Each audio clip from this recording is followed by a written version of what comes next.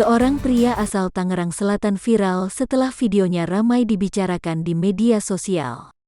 Video yang diunggah di akun TikTok @faisalsolihin itu memperlihatkan seorang pria membeli sepeda di sebuah toko yang berlokasi di Surabaya.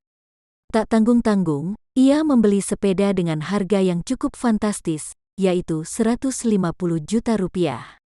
Uniknya, sebelum membeli sepeda Sultan itu, pria tersebut melakukan serangkaian uji coba layaknya orang yang ingin membeli barang atau yang disebut dengan bike fitting.